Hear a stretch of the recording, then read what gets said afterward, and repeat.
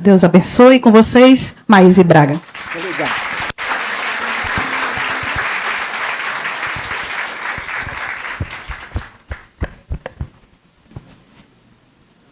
Obrigada.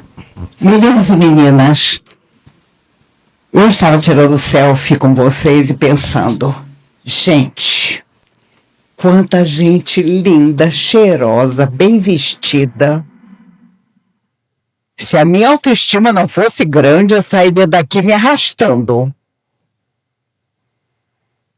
Eu estava ouvindo Sandra falar e pensando que também já fui uma voluntária daquela de chamar ficha, e o obsediado vinha para cima de mim com aquele olhar rútilo e dizia, tá demorando o passe.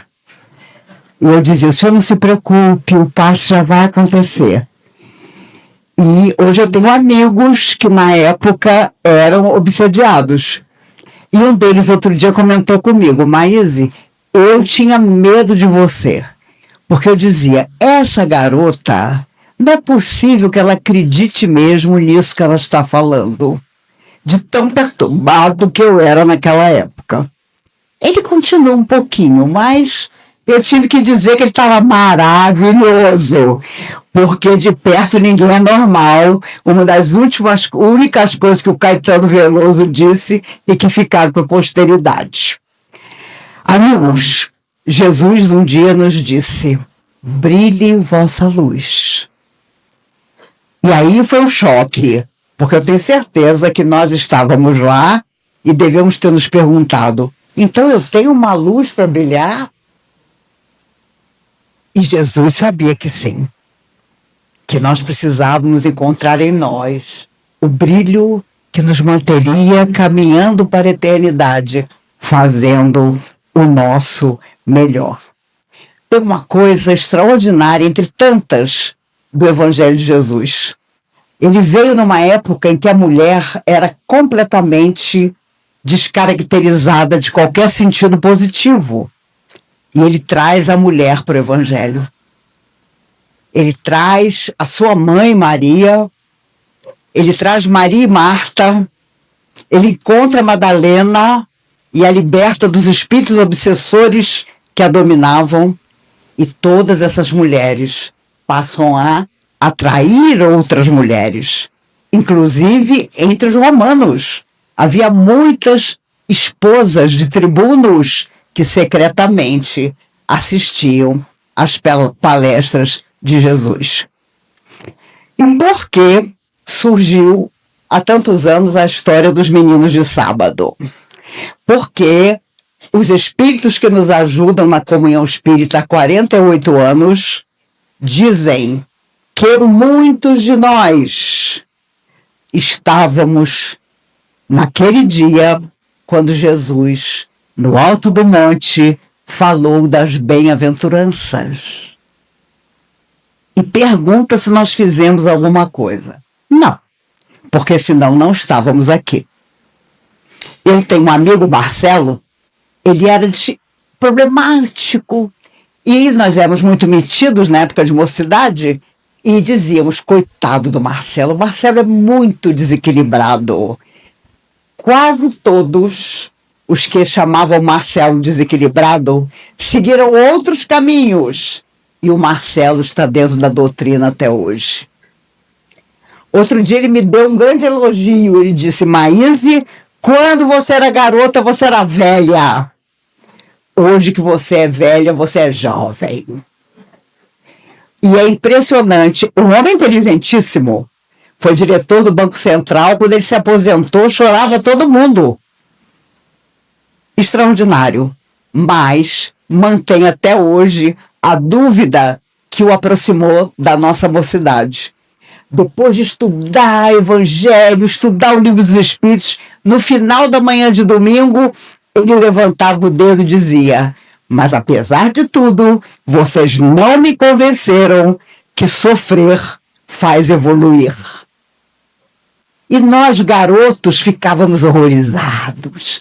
Meu Deus! Coitado do Marcelo, ele não tem jeito. Ele não percebeu que sofrer faz evoluir. Mas os anos passaram para todos nós e nem todo mundo evolui quando sofre. Muito pelo contrário. Vai para o abismo das questões insolúveis, porque não se conforma com o sofrimento. Acha que não merece o sofrimento. Por isso, quando Jesus traz a mulher para o Evangelho, ele sabia que estava influenciando os lares, estava influenciando as crianças, porque a mulher é sempre detentora das coisas extremamente nobres que existem no mundo. Claro que existiu um dia aquela mulher que escutou o homem dizer que ele era superior e ela acreditou. Mas nós sabemos que não. E é claro que os homens da plateia estão ansiosos para reencarnar num corpo feminino. Tenho certeza disso.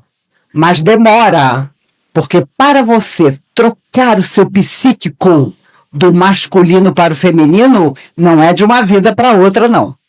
Demora.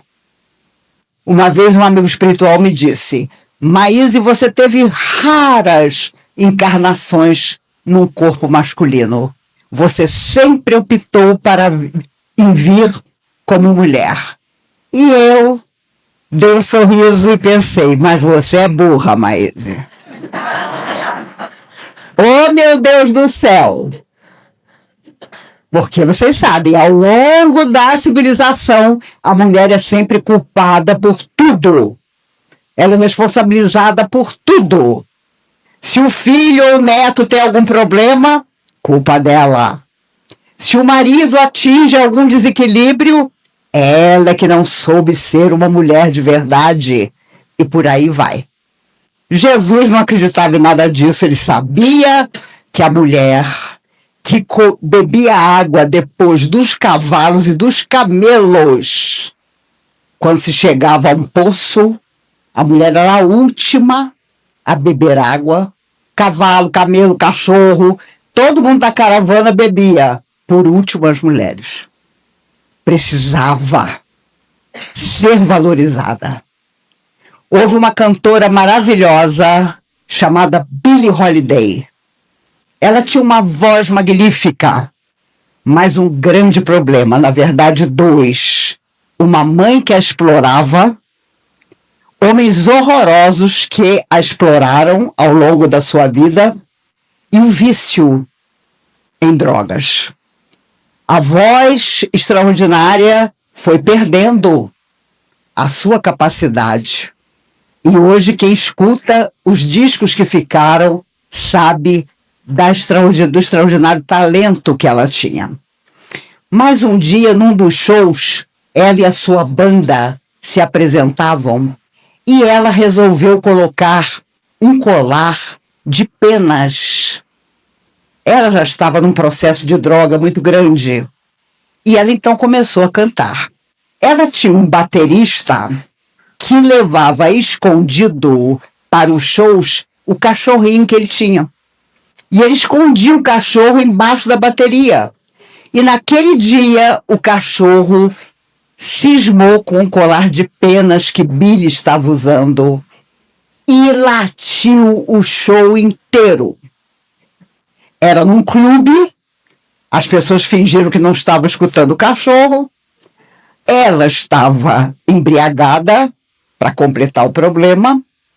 Quando o show acabou e foram para o camarim, ele, o baterista, foi pedir desculpas a ela. Billie, perdoe, eu sempre trouxe o cachorro, nunca aconteceu nada. Hoje não sei porquê, acho que ele cismou com seu jeito de se vestir e ficou latindo. Ela disse amargurada: não se preocupe, meu amigo, eu estou num tal estado que nem os cachorros gostam mais de mim. Ela sabia que estava no final da sua vida e ela morreu algemada na cama do hospital, presa pela polícia porque haviam sido encontradas drogas com ela. Mas tinha uma voz extraordinária. Era uma artista que nunca soube o valor que realmente possuía. E se há uma coisa que Jesus faz em nossas vidas, é mostrar o valor que nós temos. E nós não podemos, de jeito nenhum, abrir mão disso. Quando Jesus chega à Terra, o poder de Roma era absoluto. Ele escravizava todos os povos. Roma era tudo.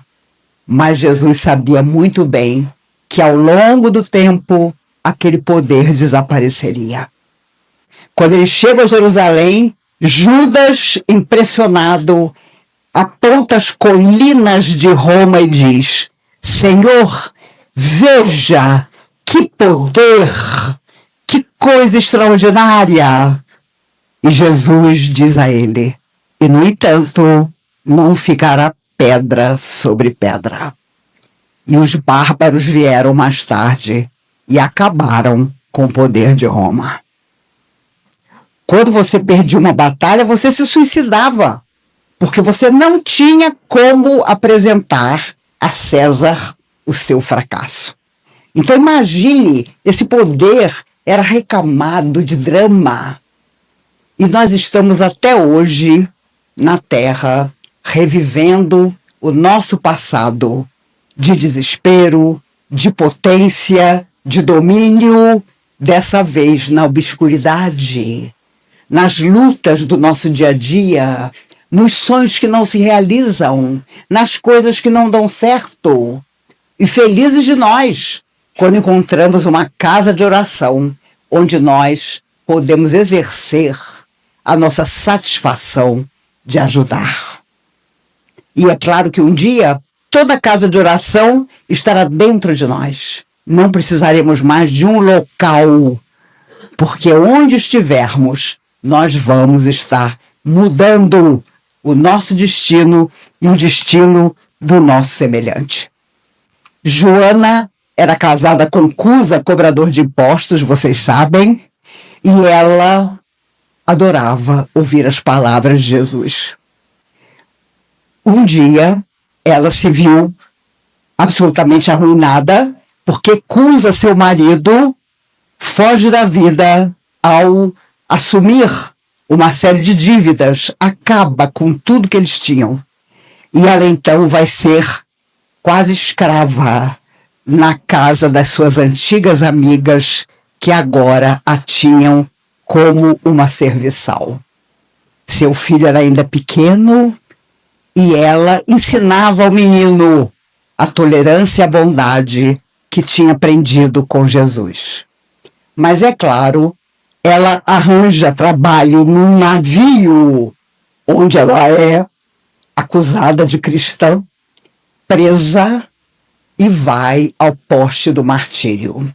Ela e o filho, já adulto. Ela foi amarrada no poste, o filho no poste ao lado, e o soldado romano, no meio do circo, vem para lançar fogo no seu corpo e no corpo do seu filho. E o filho vira-se para ela e diz: minha mãe, por mim que sou teu filho, diz que você não acredita em Jesus. Diz que nós dois não acreditamos. Salva a nossa vida. E Joana diz a ele: ah, meu filho, Jesus era puro e não recusou o sacrifício. Não seremos nós a fazê-lo. O soldado ficou tão impressionado com aquilo que disse a ela: então, mulher, foi só isso que esse Jesus te ensinou? A morrer com coragem? E ela, num sorriso, responde: não só isso, soldado, ele me ensinou também a vos amar. E o homem, impressionado, lança fogo aos pés dela e aos pés do filho para sacrificá-los. Mas o tempo passou e ela procura um dia um rapaz para dizer a ele que ele tinha uma tarefa e que ela ia ajudá-lo na continuidade da tarefa que ela precisava ter. Era Joana de Ângeles, mentora espiritual de Divaldo Pereira Franco. Ela se torna Madre Teresa, a doutora da igreja, e depois, desencarnada, acompanha Divaldo Franco a vida toda. Então, Maíse, não termina nunca? Não termina nunca. Porque quando nós atingirmos a perfeição, nós vamos ajudar os outros que ainda não são perfeitos a serem perfeitos também. Então, quem está cansado, se prepare. Porque daqui para frente, quando você coloca a cabeça no travesseiro, você nunca mais é a mesma pessoa depois que você escuta falar de Jesus. Eu confesso a vocês que eu sou vaidosa. Todo dia eu acordo e digo: eu sei, Jesus, que você é o meu melhor amigo.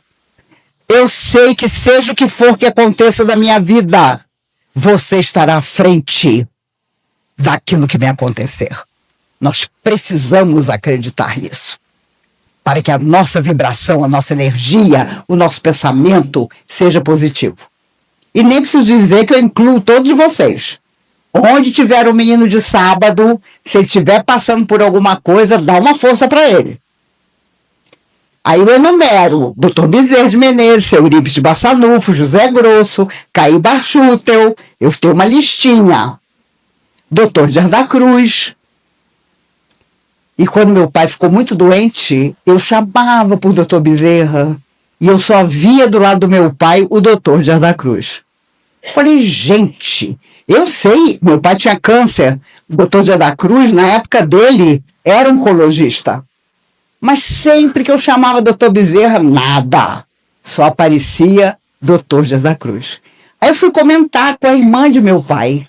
E ela disse: Maíse, o meu avô, seu bisavô, era protestante, mas era grande amigo de Dr. Dias da Cruz. Os dois se encontravam para conversar.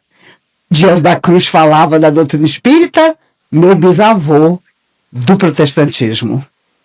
E é claro que no momento da morte do meu pai, Dr. Bezerra não estava muito ocupado e veio buscá-lo. Mas durante toda a enfermidade dele, era Dr. Dias da Cruz que aparecia. Porque até no mundo espiritual existe a disciplina. E aqui nós reclamamos de qualquer disciplina, achando que depois que a gente desencarnar não vai ter nada, não vamos fazer o que nós quisermos. Muito pelo contrário. Nos perguntarão o que foi que nós fizemos da nossa vida na Terra, do corpo que nos foi emprestado e de todas as pessoas a quem nós podíamos ajudar. Quando Paulo e Silas estavam presos, eles cantavam e os soldados romanos ficavam desesperados, porque os outros presos ficavam escutando a música de Paulo e de Silas, se acalmavam, ficavam tranquilos, e os soldados pensavam: que força é essa que esses dois homens têm, já condenados à morte, mas cantando. Meus amigos, se hoje ficasse determinado que quem é espírita tinha que morrer na boca de um leão, quantos de nós sobraríamos? Não era uma morte fácil. Inclusive, os amigos espirituais contam que muita gente moça desencarnava desse jeito e passava por uma terapia na época de Jesus, quando saía do corpo. Porque não é mole você encarar uma pantera, um leão, um tigre. E as mulheres cristãs entravam levando os filhos. Você teria coragem? As mulheres romanas achavam as mulheres cristãs malucas, porque elas chegavam e diziam para a criança: até daqui a pouco. E iam para o meio das feras. Era uma fé, gente, que hoje dificilmente nós vamos encontrar. Se tivesse uma perseguição, uma vez o Chico perguntou a Emmanuel: vai ter perseguição para os espíritas, tipo um circo romano? E Emmanuel disse: não, hoje a fera está dentro de nós, que é tão ou mais difícil do que encarar uma fera peluda. É aquela que está dentro do nosso coração. Uma vez eu quase fui atropelada na faixa de pedestre, lá em frente à minha casa, e o carro passou depressa e ainda me xingou, porque eu estava andando devagar na faixa de pedestre. E eu me lembro que vinha uma moça em sentido contrário, e foi a primeira vez que eu ouvi essa expressão. Ela disse para mim: não se preocupe, este rapaz que quase lhe atropelou tem um coração peludo. Aí eu aprendi que coração peludo é quando você é das cavernas. Você não evoluiu da idade da pedra para cá. E é claro que existem mulheres que têm coração peludo também, mas os homens muitas vezes acham que podem ter um coração peludo. E não podem, não, porque todos nós prestaremos conta do que havia no nosso coração. André Luiz, o grande sanitarista Carlos Chagas, chega no mundo espiritual mendigo, porque não se preparou jamais para a continuação da vida além da morte. Não adiantou nada ter sido quem foi na Terra, porque ele passou 8 anos de sofrimento e, chamado à responsabilidade, foi ser enfermeiro. Menos que enfermeiro, ele limpava o chão do hospital de nosso lar. E aprendendo humildade, aprendendo que de nada tinha adiantado a vida na Terra se ele não havia se preparado para continuar vivendo. Por isso ele fez questão de, usando o pseudônimo de André Luiz, escrever a sua experiência através de Chico Xavier. Camilo Castelo Branco, o grande escritor português, não se conforma com a cegueira, porque ele era um escritor, e se suicida com um tiro no ouvido. Ele escreve uma obra extraordinária através de Ivone Pereira, Memórias de um Suicida, em que ele narra tudo o que ele passou fora da matéria. Ao perceber que passava o tempo todo com a mão no ouvido, porque o sangue saía do ouvido, mas ele não tinha mais corpo, ele estava desencarnado. Ele passa por uma cozinha, certa feita, havia uma folhinha dessas que põe data, e ele descobriu, olhando aquela folhinha, que ele havia morrido 14 anos antes. E era uma alma sofredora por ter tirado a própria vida. O livro é desta grossura, mas vale cada leitura. Que obra extraordinária! Em que ele narra o seu processo e principalmente o fato de ficar adiando voltar para a Terra, porque adivinha, ele ia voltar cego, porque não havia cumprido a sua prova. E conta os espíritos que ele voltou cego, se tornou espírita na Terra e já retornou de volta ao mundo espiritual. Em 1927, o livro foi psicografado e só publicado em 1957, 30 anos depois, porque havia preconceito no meio espírita. Como é que nós vamos apresentar essa obra? Camilo Castelo Branco falando da sua dor. Então, para fazer brilhar nossa luz, é preciso mais do que fé. É preciso ter certeza absoluta de tudo que nós sabemos que podemos viver e aquilo que nós vamos experimentar fora do nosso corpo físico. Uma vez, Chico estava no Rio de Janeiro com uma amiga que o hospedava lá, chamada Solange. Eles estavam andando pela praia, ali em frente ao Copacabana Palace. Aliás, o Copacabana Palace nunca permitiu que uma pessoa moradora de rua fique à frente do hotel. Mas houve um que conseguiu.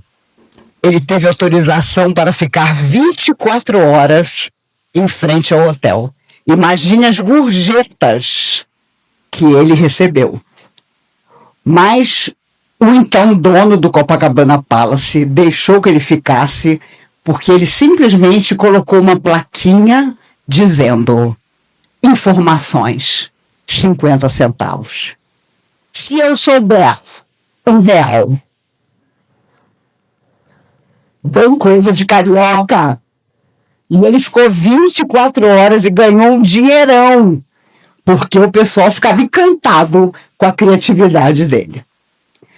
Mas estava o Chico e a Solange à noitinha andando pela praia. E de repente o Chico parou e disse: Solange, olha que coisa linda que eu estou vendo. Eu vou descrever para você. Uma moça com roupa de praia acendeu uma vela no meio da areia. Colocou uma rosa, fez uma oração, deixou a vela acesa e foi embora. Mas o que impressionou o Chico não foi isso.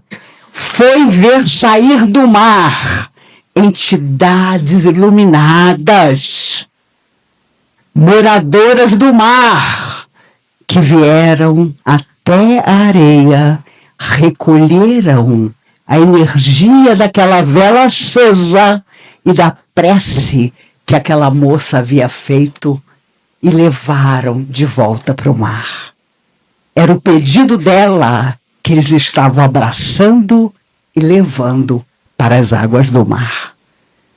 Isso é tão extraordinário, porque a vida em toda parte, a beleza em toda parte, todas as camadas de espíritos têm o seu trabalho.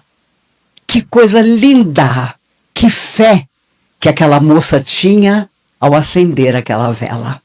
E as entidades vieram para buscar aquela energia que havia ficado.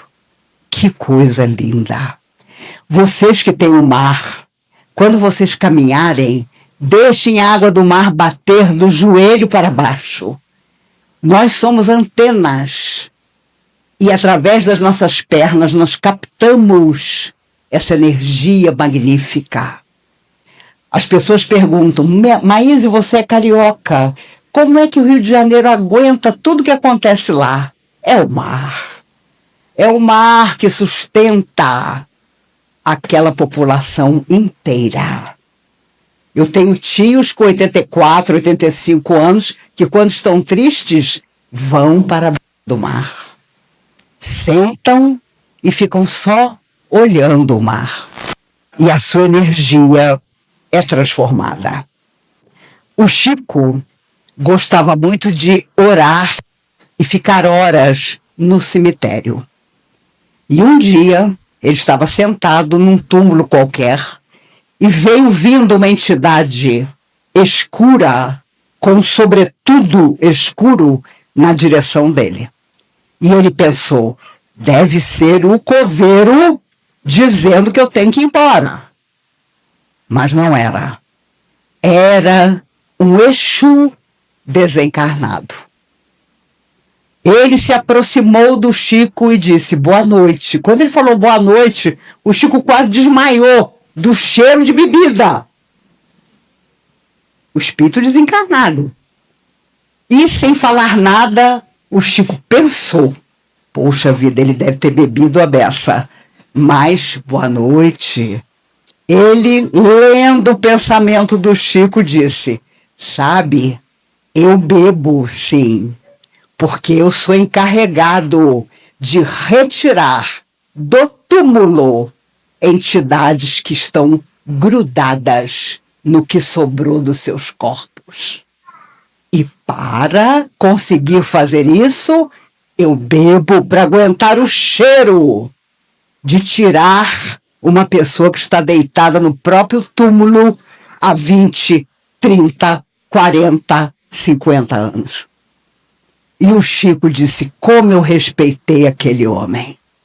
Desencarnado, certamente com suas provas a vencer, mas estava ali, obedecendo a seres superiores que o utilizavam naquilo que ele podia fazer, que era retirar essas entidades.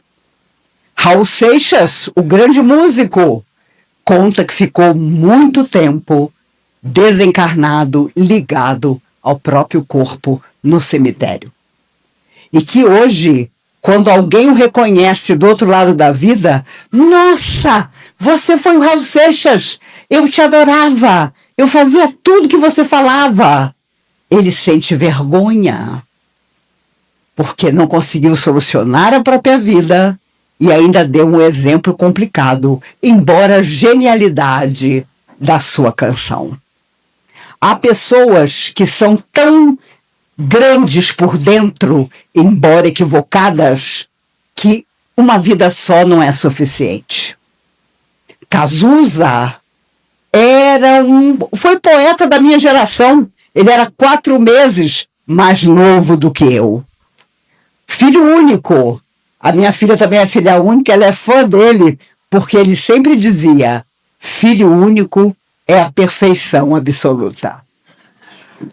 Porque a mãe não tem pretensão de ter outro.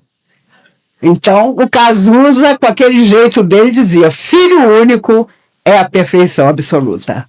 Mas foi outro que ficou doido, simplesmente doidinho, porque ele tomava AZT para o vírus que ele tinha com uísque. E claro, era de desespero, porque ele sabia que não havia cura naquela época. E ele desencarna com 32 anos. Outro dia perguntaram à mãe dele, que ainda está encarnada, o pai já faleceu: você acha que foi injusto o que aconteceu com seu filho? Ela disse: não, eu não digo que foi injusto, mas amigos dele que faziam as mesmas coisas que ele, que tinham os mesmos vícios que ele, estão aí até hoje. E eu lamento a vida que ele podia ter tido e que não teve. Então nós sempre, olhando para trás, temos que pensar que ainda há muito para seguir em frente. Nós precisamos ter a tranquilidade de saber: o acaso não existe. Muita gente desequilibrada ia procurar o Chico e as pessoas não tinham pudor. Elas contavam aquelas coisas horrorosas. E o Chico ficava assim, mudo, mentalizando a pessoa na frente dele. Olhava para Emmanuel e Emmanuel dizia: o dia de amanhã vem perto. E é uma grande verdade. Não importa o que o outro faça, o dia de amanhã virá. Para ele, para todos nós. Num tempo em que nós vivemos tão difícil, de tantos conflitos emocionais, psíquicos, de tanta violência. Sai Baba, na Índia, ele desencarnou em 2011, tem uma frase que eu adoro dele que diz assim: o certo é o certo, mesmo que ninguém faça. O errado é errado, mesmo que todo mundo faça. Não existe meio termo. É isso e acabou. Por isso Jesus é a palavra até hoje. Porque ele disse: seja o vosso falar, sim, sim, não, não. E nós queremos a conveniência, queremos que tudo vá a nosso favor, fingimos que gostamos das pessoas, mas se deixar nós damos uma rasteira. Tenho certeza que vocês não, estou falando de mim. De mim. As pessoas dizem: mas quando ficar... As invejosas, né? Quando eu ficar mais velha, ou seja, me chamando de velha, quando eu crescer, eu quero ser igual a você. Eu digo: minha filha, você vai ter que se esforçar muito, porque eu sou uma naja que se faz de fofa. Aí a pessoa já fica tão assustada que resolve procurar outro caminho. Olha, as pessoas são tão terríveis. Outro dia uma me disse, mas já casou 3 vezes, muito justo. Falou para mim, mas você está ótima, só falta você casar novamente. Eu disse, minha filha, não se preocupe que desse susto você não morre. Porque só por mim, irmão, me faria mudar de ideia. E ele já desencarnou em 2008. E era mais velho que meu pai 2 anos. Então não dá, né? Uma vez ele estava na sorveteria, eu adoro essa história, uma moça na frente comprando sorvete. Nisso ela dá uma virada assim, ela viu que era o Paul Newman atrás dela. Você imagina se fosse eu infartava na hora. Dali para cremação. Ela olhou e falou, meu Deus, é o Paul Newman. Falou não, pensou. Aí ela pagou o sorvete, pegou o sorvete, saiu. Daqui a pouco, quando ela começa a andar na rua, gente, que deu sorvete. Eu comprei sorvete, paguei sorvete, que deu sorvete. Ela sente uma mão nas costas dela. Quando ela virou, era o Paul Newman. Ele disse a ela, você está procurando seu sorvete? Você colocou dentro da sua bolsa. Gente, claro! Isso foi o mínimo! Isso foi o mínimo! Entendeu? E lá estava o sorvete se desfazendo dentro da bolsa dela. Certa feita, inverno em Nova York, aquele frio. E ele num casaco com um capuz de pele. Vem vindo uma mulher. Ele começou a sentir calor na cabeça, caminhando no sentido contrário, tirou o capuz. Ela caiu desmaiada. Ela caiu desmaiada. Em plena Quinta Avenida, gente. Porque era dureza você olhar aqueles olhos azuis. Mas eu guardo o Paul Newman como exemplo. Quando faltavam 4 meses para ele morrer, ele perguntou aos médicos, o que vocês podem fazer por mim? E os médicos, nada. Ele tinha câncer no pulmão, era um fumante inveterado. Ele foi para casa, pegou a sacolinha dele, disse, eu vou morrer em casa com a minha família.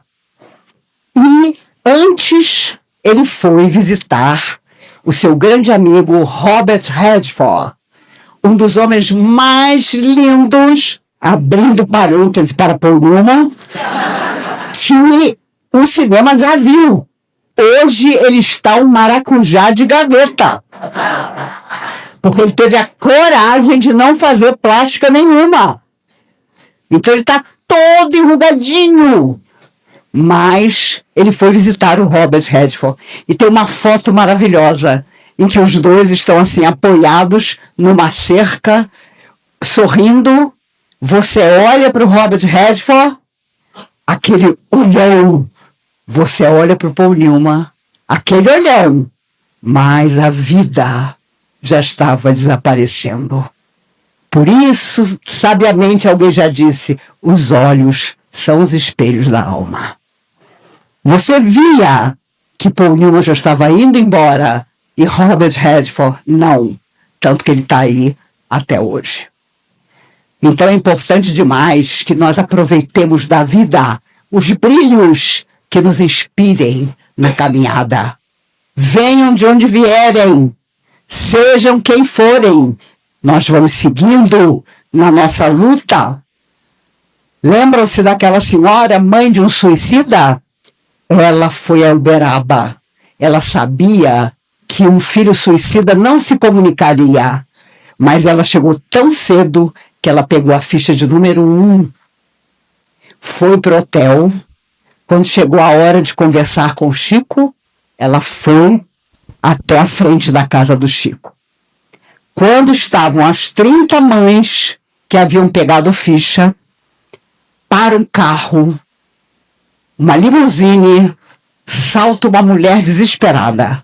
Meu Deus, eu sou infeliz. Eu cheguei agora e estou vendo que as fichas foram todas distribuídas. Eu perdi 2 filhos. Um casal num acidente de carro. E não vou conseguir falar com o Chico. Aquela mãe, na primeira fila, com a ficha de número 1, pensou: meu Deus, eu perdi um filho, meu único filho. Ela perdeu 2. Meu filho é um suicida. Eu não sei se ele virá. Os filhos dela, não. Ela foi na direção daquela mãe e disse: olha, eu tenho aqui a ficha de número 1. Fique com ela, para que você possa falar com Chico Xavier. E voltou para o hotel. Fez a sua mala, ia voltar para Minas. Ela era católica. Quando de madrugada bate o camareiro: olha, o Chico Xavier mandou eu buscar a senhora. Deve haver engano, meu filho. Eu tinha a ficha de número 1, mas entreguei para uma mãe mais necessitada do que eu. Não, ele deu seu nome completo, o número do quarto, disse que era para eu levar a senhora. E lá vai ela. Quando ela entrou no salão, o Chico começava a ler a mensagem. Minha mãe, você sabe, eu não podia estar aqui. Eu tirei minha própria vida. Mas na hora que você entregou aquela ficha de número 1 para outra mãe, Emmanuel foi me procurar onde eu estava e disse: vem, meu filho, sua mãe precisa saber de você. E eu estou aqui, minha mãe, para te dizer que eu não podia ter tirado a minha vida, mas foi o seu amor, o seu desprendimento que me trouxe de volta. Meus amigos, eu quero encerrar esse bate-papo perguntando a cada um de nós: que ficha número 1 nós temos nas nossas mãos que nós estamos negando ao nosso semelhante? Que ficha número 1 de privilégio, de preconceito, de intolerância nós estamos tendo em nossas mãos que não passamos para a vida, para que a vida nos abençoe? Que todos nós tenhamos uma ficha de número 1 para doar, sem pensar 2 vezes no que vai nos faltar, mas sim em como nossa vida vai se transformar. Eu quero agradecer demais todo o carinho com que fui recebida. Nunca tinha vindo ao Sergipe e fui tratada como a rainha da Inglaterra ainda viva. Juro por Deus. Aliás, eu admirava Elizabeth II e eu sempre dizia: quando esta mulher morrer, o dilúvio virá. E não foi outra coisa que aconteceu. A família nunca mais se entendeu. Ela viveu 96 anos porque ela era a rainha. Garota, casada há poucos anos, ela disse: hoje eu faço um juramento, eu serei vossa rainha até o último dia da minha vida. E foi. E foi. E agora os filhos, os netos, tudo barata tonta. Tudo muito menos preparado do que ela. Porque ela estava ali, firme. Essa é que é a verdade. O olhar dela fazia qualquer filho, qualquer neto se recolher pela autoridade que ela possuía. Ainda bem que ela foi casada com um homem que ela amou, que morreu 1 ano antes dela e que com certeza deve tê-la recebido. Por isso eu queria agradecer demais o carinho com que vocês me receberam. O fato de abraçar, beijar, tirar selfie, que me alimenta. E tenho certeza, no ano que vem, quando eu voltar, vou encontrar vocês ainda melhores, e eu também, do que estamos hoje. Eu já avisei a Belinha, minha bengala, que é uma das últimas viagens que ela está fazendo comigo, porque ela está tão ou mais famosa. Em Natal, eu deixava ela num canto: Maíse, você esqueceu a Belinha. Eu falei: gente, essa Belinha está me dando trabalho. Mas ela ainda é um apoio importante. Porque tem hora que você faz assim, achando que você está se desequilibrando, e não pode. Eu sou a rainha dos tombos. Graças a Deus, desde fevereiro que eu não levo um tombo. Isso é um recorde. Porque a gente vai ficando mais velha, as pernas vão ficando mais fracas, mas eu estou levando a famosa pomada de carneiro. Vocês vão ver. Ou você é a prova de que essa pomada de carneiro é quente. Meus amigos, que continuemos a nos encontrar pela internet, pelo computador, no Conversas, no Café com Maíse, no Minuto com Maíse de toda sexta-feira. E é muito interessante, eu tenho uma para contar para vocês. Eu estava caminhando no meu bairro, veio uma moça de bicicleta. Ela me parou. Você não é Maíse? Falei, sou. Eu queria te agradecer. Porque hoje eu peguei o meu filho de 17 anos e falei para ele tudo o que ele precisava ouvir. Porque assisti o seu Minuto com Maíse e eu não sabia que minuto era. Porque eu gravo com 3 meses de antecedência. Vocês veem que eu estou sempre com a mesma roupa. Então, eu fiz aquela cara de que sabia tudo. E ela disse, olha, ele ficou branco, Maíse. Mas eu tive coragem de dizer, você é meu filho e eu sou sua mãe. Não é o contrário, não. E o garoto aguentou firme.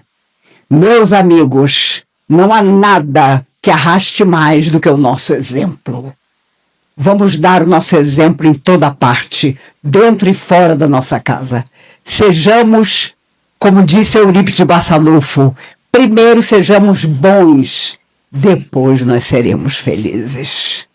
Um dia, em algum lugar, todos nós nos encontraremos no país da união sem adeus, sem lágrimas, sem morte. Até lá, vamos fazendo tudo que é possível para viver felizes, fazendo os outros felizes. Deus nos abençoe a todos. Muito obrigada.